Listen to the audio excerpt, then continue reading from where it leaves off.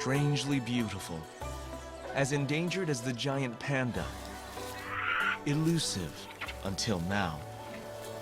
This is the first time these rare snub-nosed monkeys have been so thoroughly documented. We begin in spring in a remote valley of the Chinese Himalayas, and one family has two new babies. One has an ideal childhood and is nurtured. The other struggles after his mother abandons him. For 2 years, the crew follows the brothers, I've been here for a couple of hours now, just waiting for the monkeys. enduring impossible terrain and extreme weather. Now we're up at the top of the mountain, 4,200 meters up. To find out how the families push apart and then pull together in one of the highest forests in the world, in the Mystery Monkeys of Shangri-La.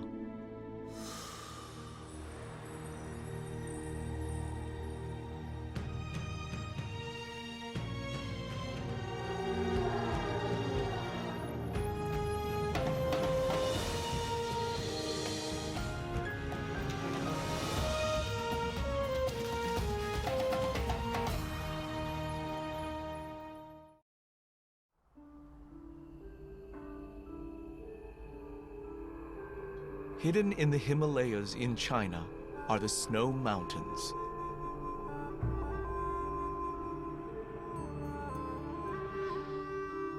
Behind peaks of up to 22,000 feet are inaccessible canyons, miles deep. For centuries here, there have been stories of lost cities and woodland elves.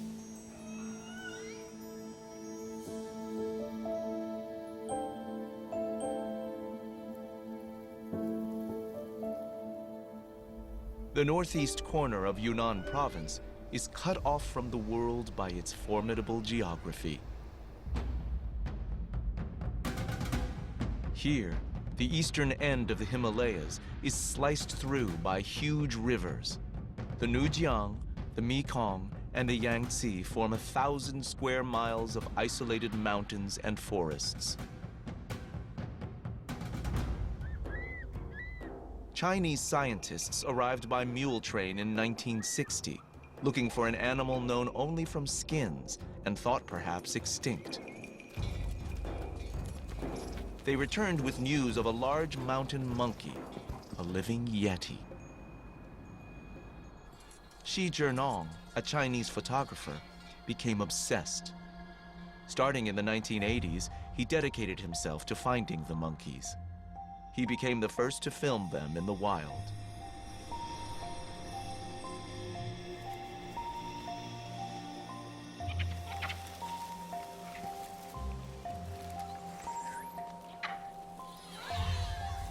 There are only a few thousand Yunnan snub-nosed monkeys.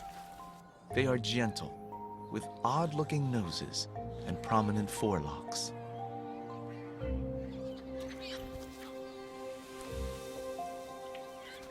The young have ears like Yoda. The adults, with pink lips and almond eyes, are hauntingly beautiful. Though sometimes they do seem like old movie stars with too much plastic surgery. They live at a higher elevation than any other monkey.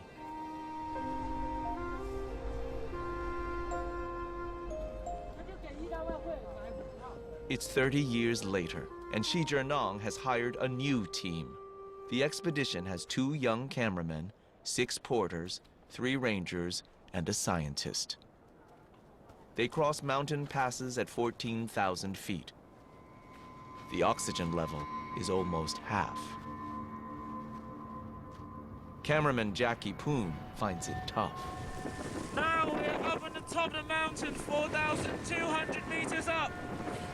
And it's snowy, plus hailing. Try to get a breath and see the screen is not easy.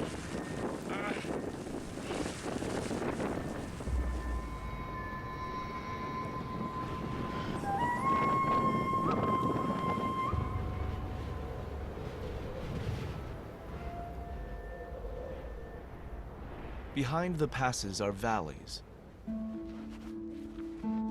As the team descends, the temperature rises. They find an enchanted garden behind mile-high walls. Jackie Poon can hardly believe it. It's like you're going into a different world. You start to hear birds and see flowers.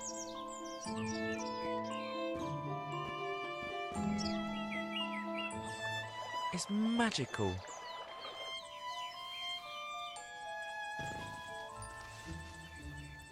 All of a sudden, in the trees are the monkeys.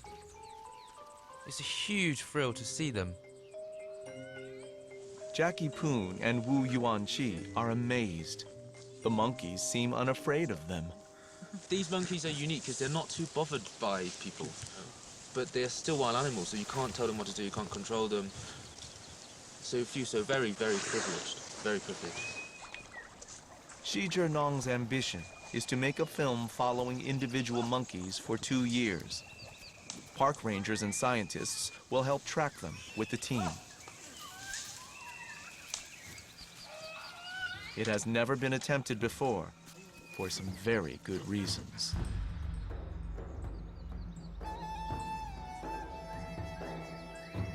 Covering impossible terrain are the last remaining troops of Yunnan's snub-nosed monkeys in the world. They move miles between precipitous valleys to find food.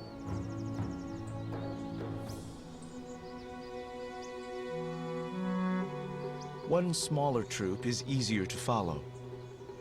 There are 8 families in this troop, each with a male and several females and their young. By March, after months of waiting, the team sees one of the 8 families with a newborn.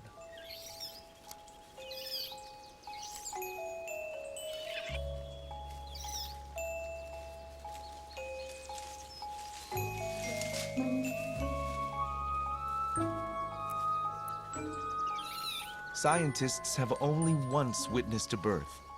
The other mothers helped like midwives.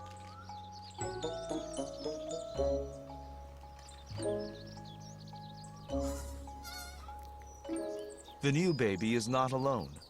The family has 2 arrivals, 2 half-brothers.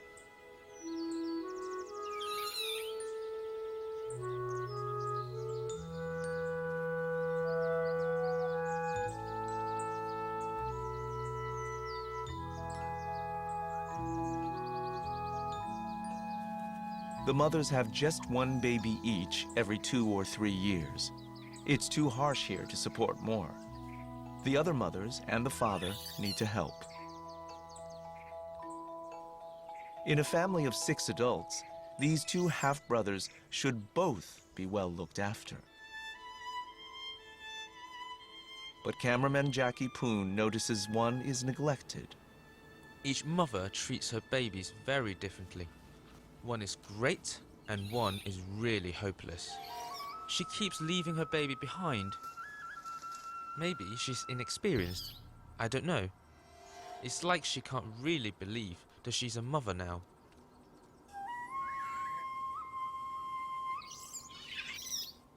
Luckily, the rest of the family helps her and looks after the baby as well. The other mothers even provide milk.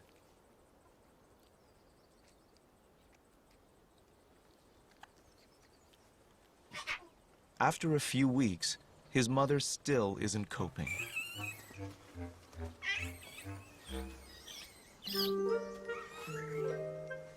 While the other baby is protected and indulged,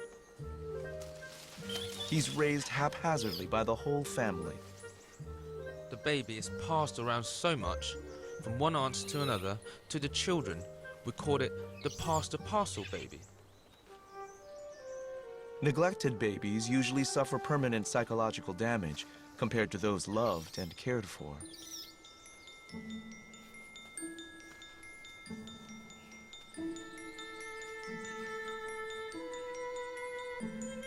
But scientific studies also show that a few of those that survive can become tougher and braver.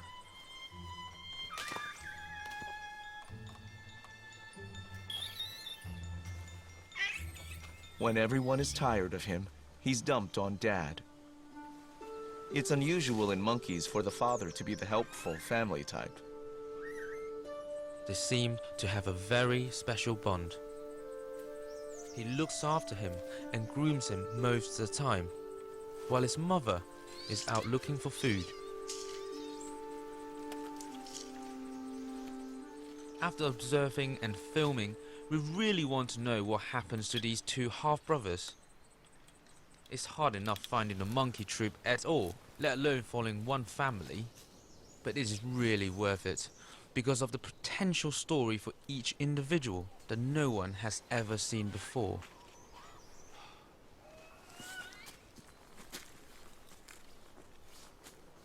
The monkeys' lives are part of the wider story of the mountains and the isolated people who live here. The whole area has hardly been filmed.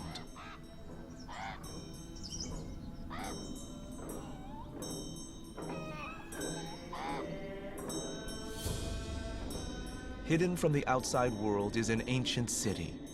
It's called Shangri-La, named after a famous mythical paradise.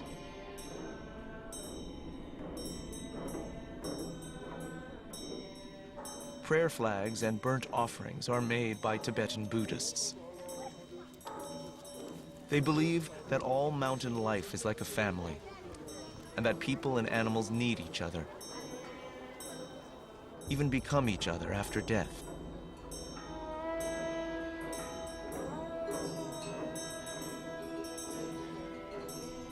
In spring, monks from the nearby monastery lead the village yaks up toward the monkeys' forests.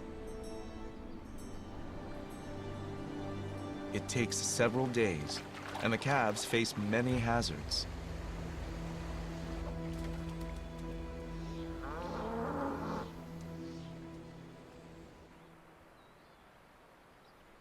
They are heading for mountain meadows. The monks will live at 13,000 feet for a few months in some of the highest human homes on Earth.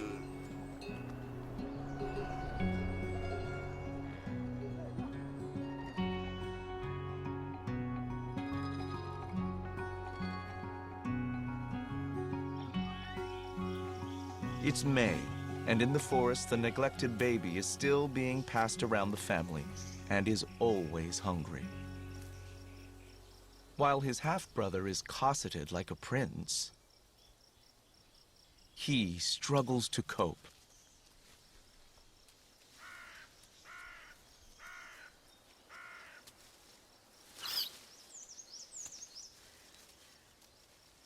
Scientists call determination like this stress-inoculated resilience. One gets everything he needs, except freedom. For the other, neglect becomes a new adventure.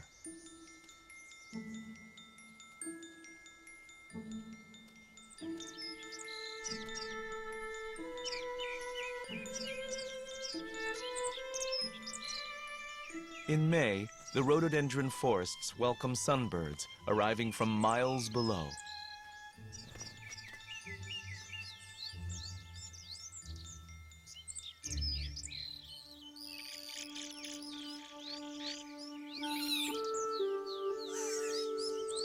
Scarlet minivets make lichen nests lined with monkey fur.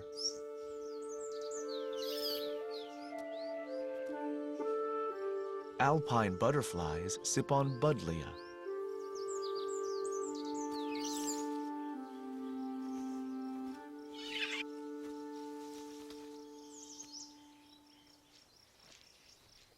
The little adventurer ends up again with his Zen-like father.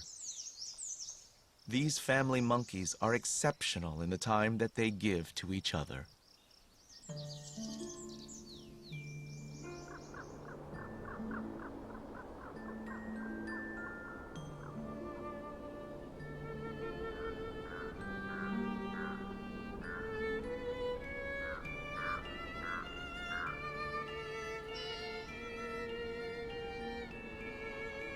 By June, the team is confident that both babies will survive their first 6 months. They have time to focus on the wider troop.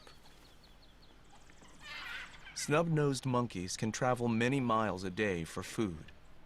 They find fir trees dripping with lichen, like cotton candy. In winter, there is little else edible in the forest, so the monkeys depend on the lichen. The Usnea lichen is also a powerful antibiotic and well known to Chinese medicine. The troop of about 100 monkeys is composed of 8 self-contained families and about 30 surplus adult males. They form an all-male group, a gang of bachelors. A big male stands out. He is injured in one eye, with a scar falling like a tear from the other.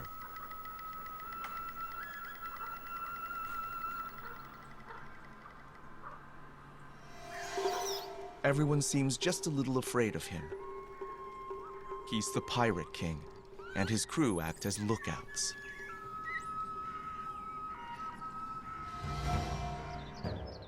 One day, the team sees what they are watching for. Over the mountains comes a massive 500-strong troop. Wilder, with no rangers and scientists with them. Several have lost limbs, probably in snares set for deer.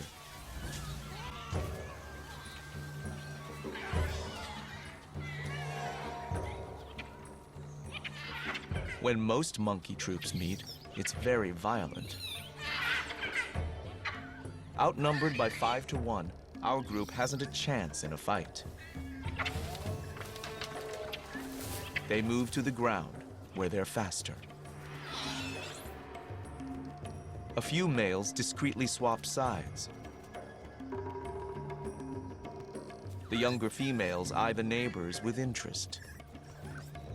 Despite the tension, this isn't a battle. The troops mix, displaying. This is more social, like a recruitment drive, with some speed dating.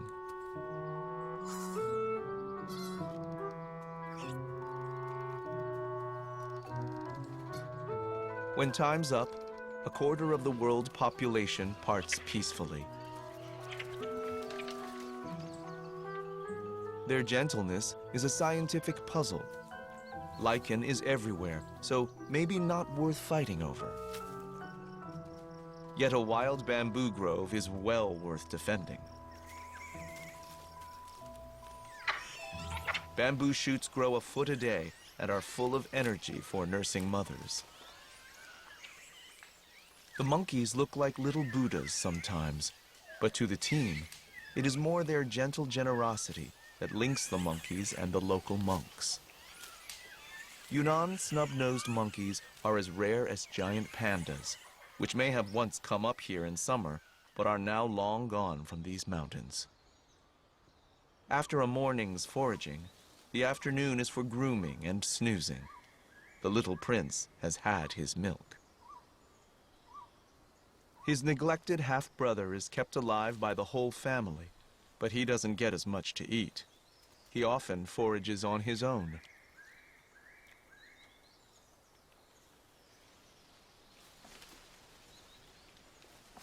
The monkeys eat over 30 different plants, and he's learning them by himself, like a street kid teaching himself to survive.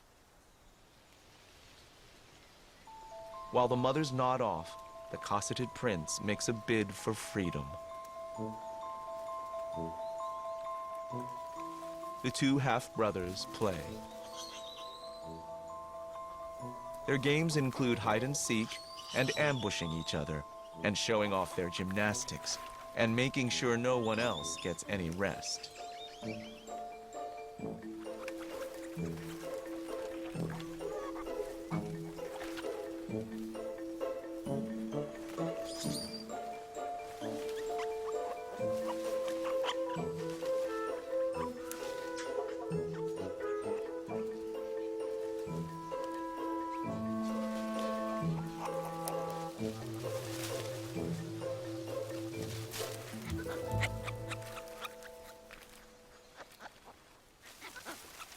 They are growing up fast. Jackie Poon sees more new behavior all the time. Sometimes in the afternoon, after snoozing, the younger monkeys will go with a group of adults, particularly from the all-male group, to go and explore the forest. It's like a school, really. They watch each other and learn. This temperate forest is one of the botanically richest in the world, with thousands of species. This is a UN World Heritage Site for biodiversity. Young snub-nosed monkeys learn to hunt for unique beetles and spiders. Childhood here is drawn out over 5 years. Some of these pupils are in their 3rd or 4th year.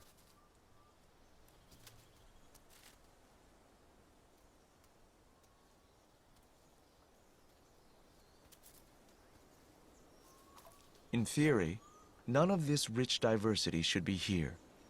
At 13,000 feet, this is well above the snow line in the Rockies or the Alps. Something special heats this high paradise. In August, the secret becomes visible.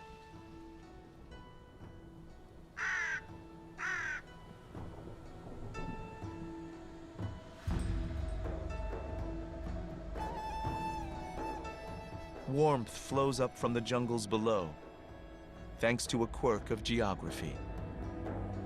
Rivers, including the Yangtze and the Mekong, have cut valleys deeper than the Grand Canyon.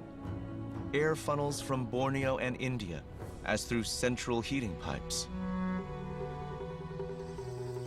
Below the Himalayas, a few hundred Asian elephants live in Yunnan's river valleys. These Chinese survivors drink snowmelt from the forested peaks above.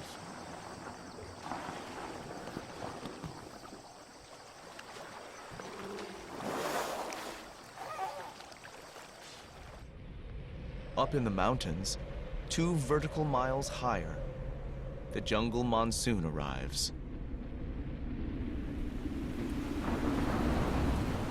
High on the slopes, it drenches the monkeys and the filming crew. It feels good coming out here, even when it's raining, pouring down rain, right? We film after about an hour, we have to take our clothes off and start putting on the camera, just in case the camera gets wet. Long time out there, it does get you, make you a bit crazy, I guess.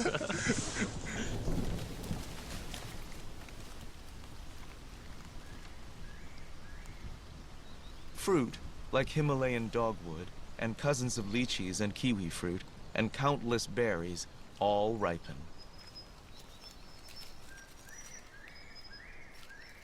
It's the last chance to fill up, before the leaves turn. The 2 brothers, now 6 months old, are best friends, but their world is changing fast.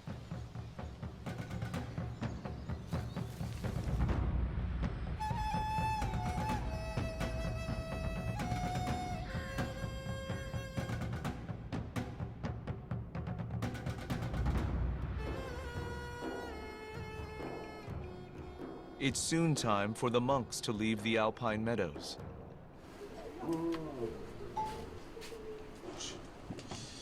With help from their neighbors, they are making yak butter, churning and cooking. It's used to add to tea and enjoyed by the filming crew. They kind of turn it into this frothy tea. It almost tastes like the English tea, but salty with more fat. It warms you up very quickly, and after a while it even tastes amazing. After it's churned and cooked, yak butter is set and shaped. A summer's milk fat will be carried down to the villages, with some left for the team to keep them going through the winter.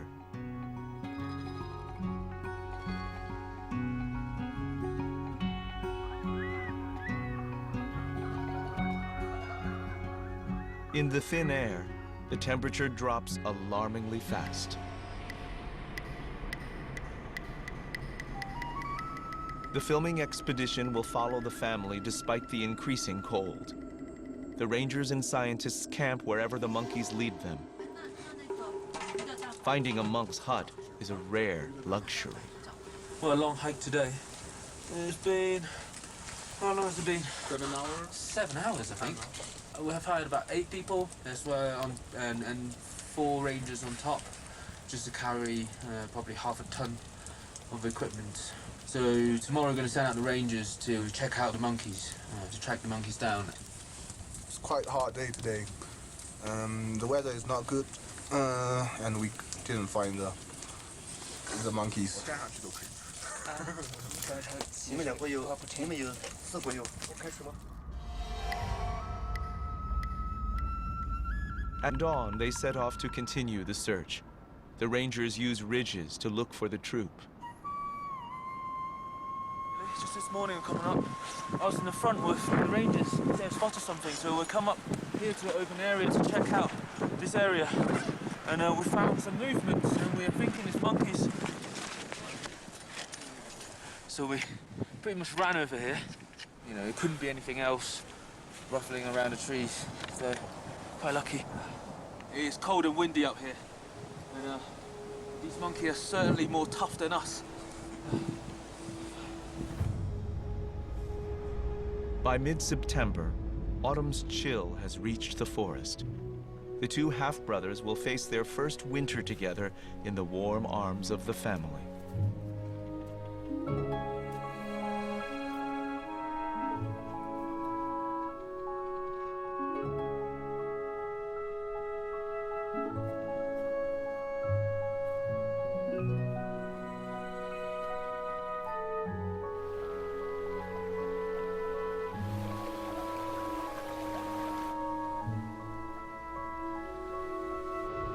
Just behind the peaks is the Tibetan Plateau, high, flat, and freezing.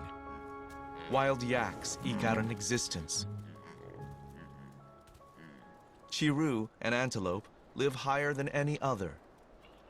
Alongside are Kiam, a wild ass, cousin of the ancestral horse. This freezing plain now controls the monkeys' lives, as the monsoon did from below only a month before.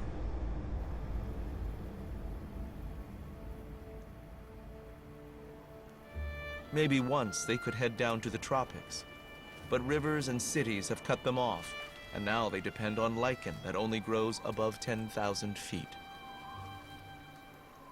They are trapped, and when they are thirsty, there is only snow.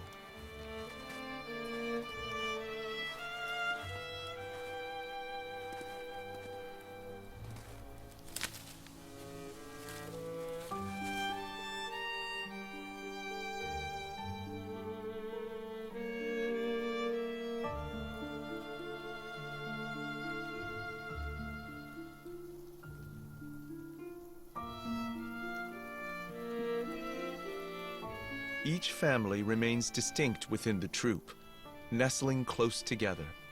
The prince and his half-brother are at the heart of the huddle. There are dangers here, much worse than the cold. The all-male group is restless. The leaders would like to have wives and children to keep them warm, and plan a midwinter rebellion. The violence, when it comes over 2 nights in January, is all the more shocking from these gentle monkeys. The battle-scarred bachelor king leads a rare attack on our family in order to steal the females.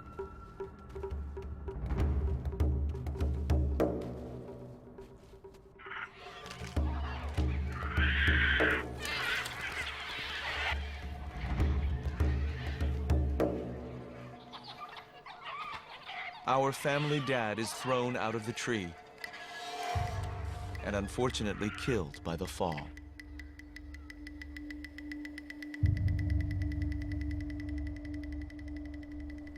The scientists found his body a few days later. He was a great father and looked after the baby very well. It was such a sad moment for us, for the whole team filming the monkeys.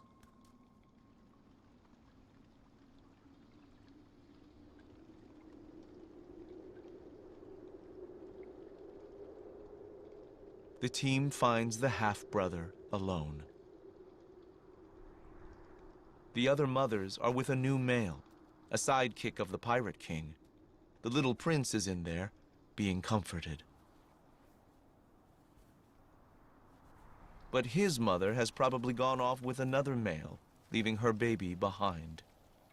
He's truly an orphan now, and the new male wants no part of him.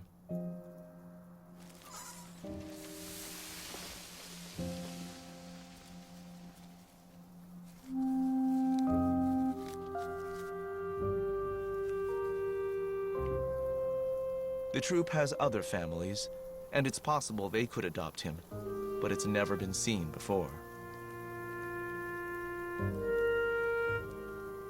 I really thought he would die. We all did. All we can do is hope.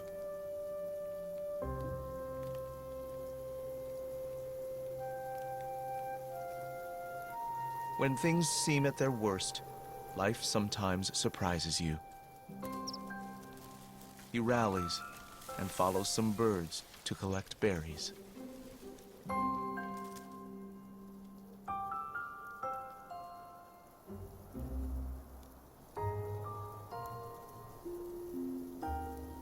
The monkeys are not the only ones influenced by hardship.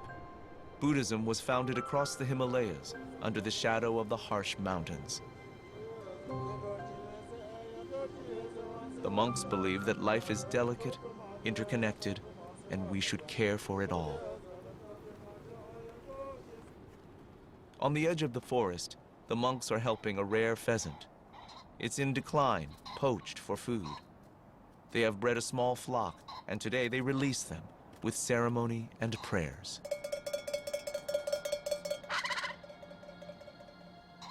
Tea is poured over a statue that looks a little like a baby monkey.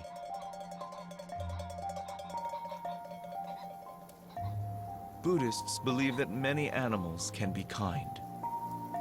But scientists say that altruism, kindness, is rarely, if ever, seen in animals. These monkeys may be exceptional.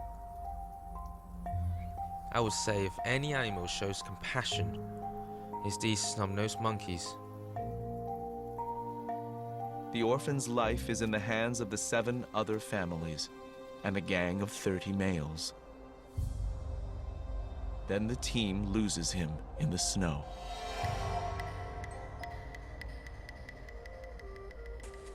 Finding the orphan was really hard, even with 4 rangers who knew most of the monkeys by sight. They're using their incredible eyesight to look for any movement in the distant mountains.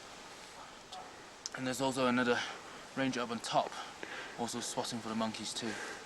And for us, we just got to be quiet, and hopefully we'll get to see the monkeys soon. But you can see over there, through the distance, just a lot of snow. So trekking through these snows really isn't easy. Jackie Poon and Wu Yuanqi try to hide in the path of the troop to learn what has happened to the orphaned baby. Well, I've been here for a couple of hours now, and just waiting for the monkeys that could well be coming across the mountain right in front of me. I'm spotting for any movements in the trees, and my colleague Wu is down in the gully, and he's looking for movement as well. We've been told by the rangers this morning that the monkey's going to come across this way. If they come into this valley, I'm pretty sure we'll get them, either one of us. So just trying to be patient.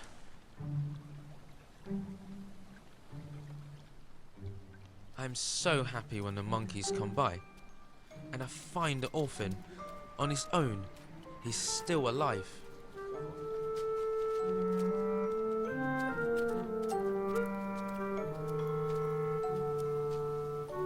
He seems to be searching for food, or his half-brother, or his mother. The team sees him approach other families, ones they've never seen him with before. The families seem willing to adopt him. In most monkeys, adoptions are by blood relatives and infants beg to join them. These families seem to accept him already. Maybe he spends the colder nights with them.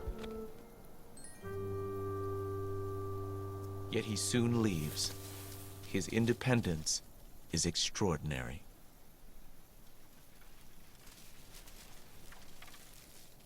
He finds himself in the bachelor group. Young males all join this gang when they are much older and reaching adulthood.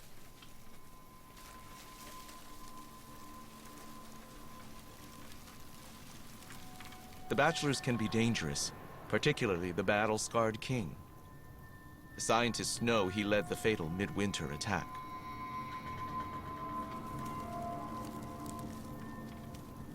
Yet the baby monkey gets closer to his father's killer. The warrior looks up, but ignores him.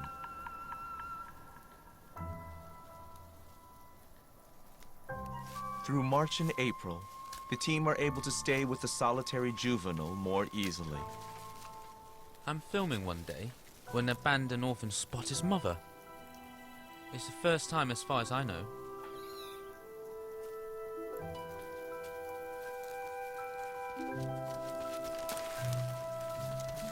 He jumps over to her. She hasn't got any milk for him. They hug for ages.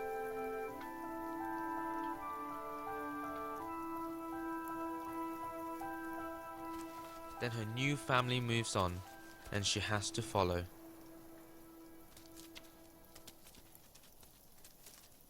He just sits there, abandoned all over again.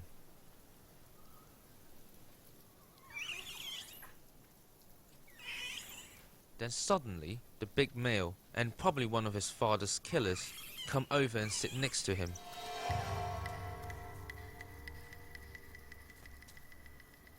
It's like the big bachelor is being thoughtful. He offers comfort and friendship. That was the moment I thought, whoa, these monkeys are not like animals at all. To the team, it's a turning point. The abandoned baby has some surprising friends. They're unlikely to be close relatives. And there's not much a one-year-old can offer in return, yet for the moment the big bachelors seem protective. Until one day, the scar-faced leader chooses a tree that makes it impossible for the little one to follow.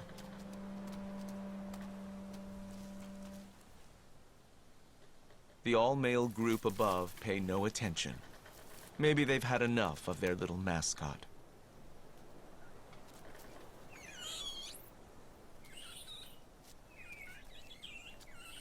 The pirate king guards the trunk.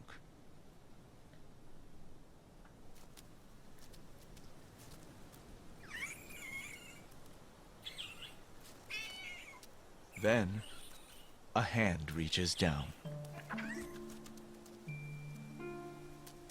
The heart of a killer seems to melt. For the crew and the scientists, it's a remarkable moment.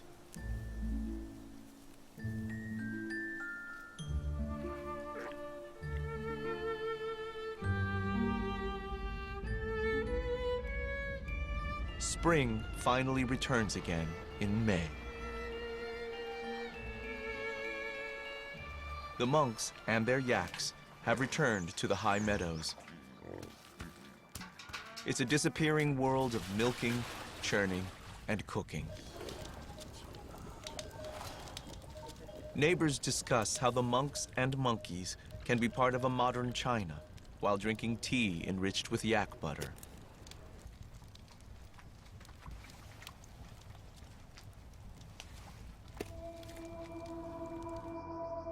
Above the monks' meadow and the monkeys' forest are peaks famous for their plants and animals.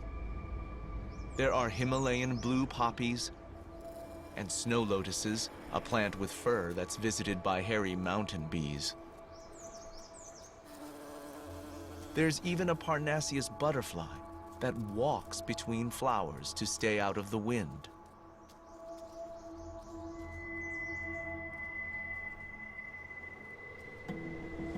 In Dune, increasing numbers of people make a long trek here, searching for a caterpillar infected by a fungus called cordyceps. It's been discovered to be a remedy for cancer. The trade in medicinal plants is lucrative, and the mountains are picked clean.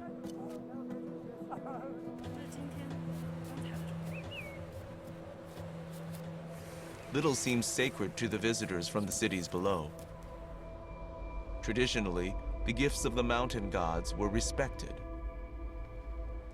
The Buddhist monks hold on to a belief that these mountains somehow contain the secret to understanding life.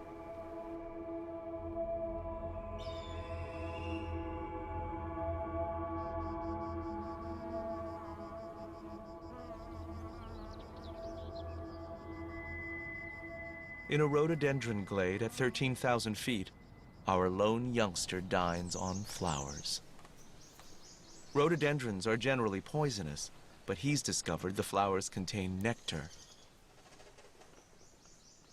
Sitting by himself, he watches his old family nearby. His half-brother, the prince, his old playmate, is there having a tantrum.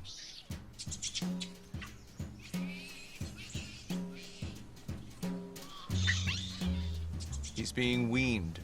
His mother wants to stop his milk. He's furious.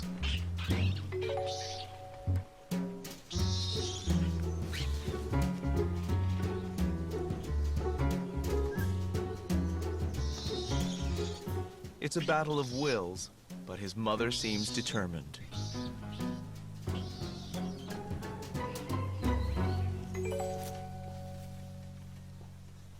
Eventually, the spoiled prince gives up and notices his half-brother. Cameraman Jackie Poon holds his breath.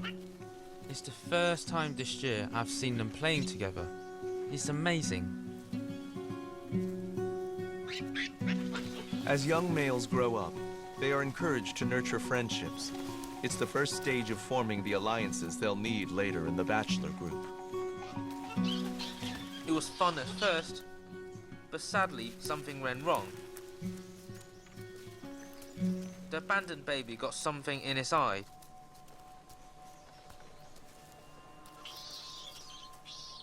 He was blinded temporarily, and his playmate ran straight back to his family.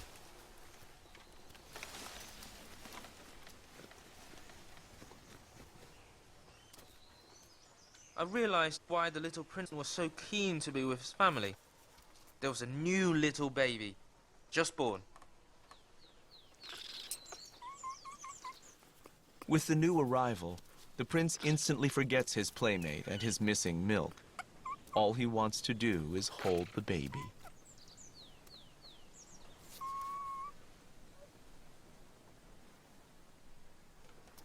Over the next few days, he pesters and waits for his chance. Then, one wet afternoon, he gets it.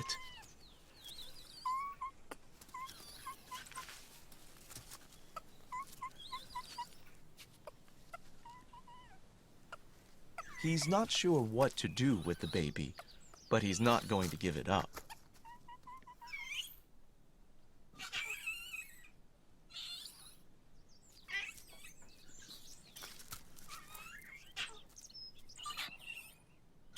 The newborn's hard to manage, more than he can handle.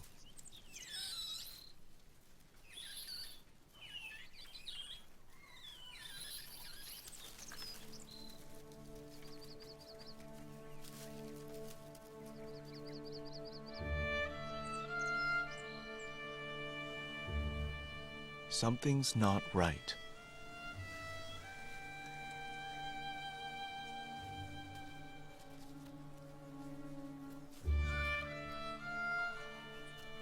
Panic seems to sweep over the mothers.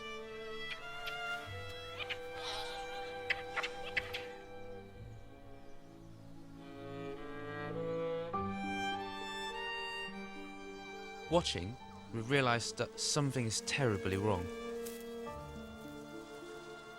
The baby is dead. He has probably just caught a chill or something, which happens quite a lot, but it's very tragic. The mother carries the baby for 3 days. She must know that it's dead. but it's like she can't bear to let go.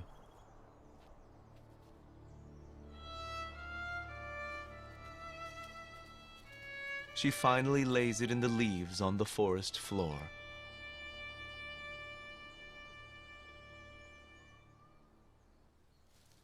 After the baby's death, the prince goes back to his mother and she lets him suckle again. It was like she can't reject him after such a tragedy. He seems very precious to her and to the family. The abandoned orphan is once again forgotten and will return to the edge of this monkey society. In autumn, many species of mushroom grow in the forest, and local families at the edge of the Baima Snow Mountain National Park come to collect them. The head ranger and his family are among them. Like many of the local Tibetan Buddhists, they are polyandrous. The ranger's daughter has 2 husbands, brothers. It takes many adults working together to raise even a small family here. The harsh mountain life creates unusual families among humans, as well as monkeys.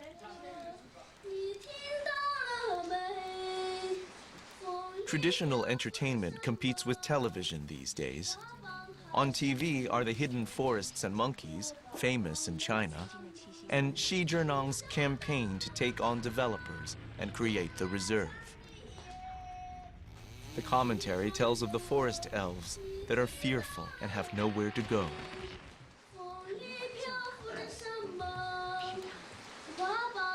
The ranger's grandson sings of their forest.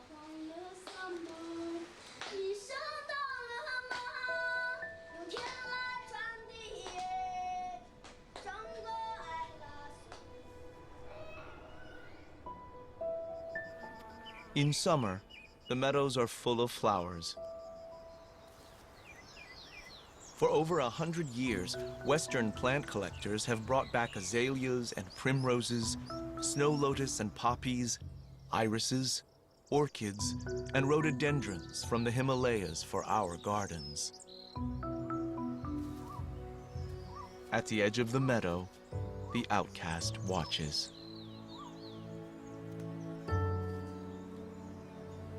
The cosseted prince grooms his stepfather. Unusually among primates, affection seems not to depend on bloodline. The forgotten friend sees the little prince move to his mother for milk. But she refuses. Once more, he is furious.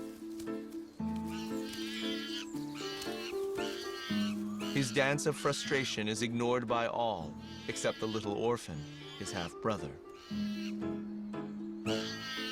Everyone else just wants to snooze.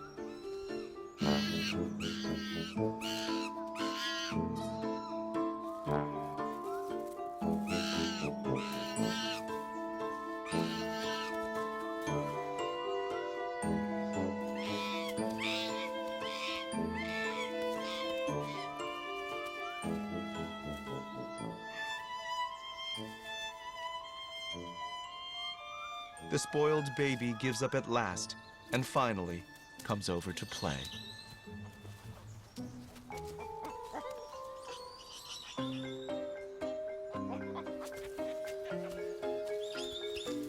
The 2 half-brothers tussle together, rediscovering a friendship. Up here, the important things to these monkeys are family and friends.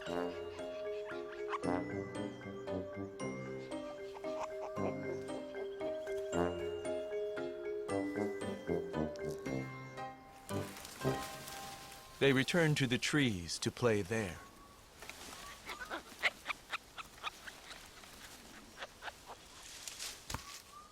Later, the adults wake, and the little prince returns to his mother. She still refuses him milk. It's time to grow up.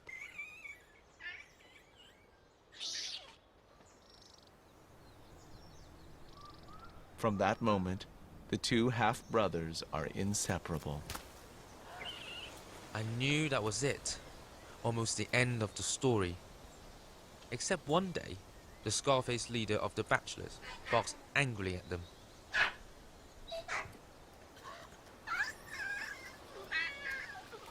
He sits down beside them. The Bachelor King seems to accept them into the gang. I'm so happy for them. Some of the older males are brothers here too. Their lives have finally come together. After so much hardship, the rest of their lives must surely be easier. They are still here, growing up. Like a chill, civilization is creeping around the mountains, pushing the monkeys higher and into a smaller area. Shi Zhenong's life's work to save a rare monkey is not over. But now, the monkeys are famous here as symbols of friendship and kindness.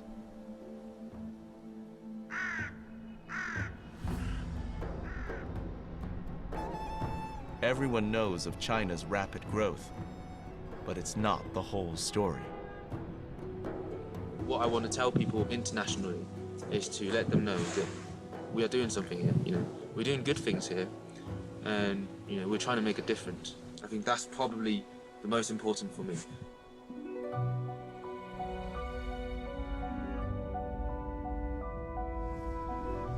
The local monks believe that life flows between us all like smoke. Anyone who is lost, they say, needs help and kindness and a chance to find their way back. Even a little monkey.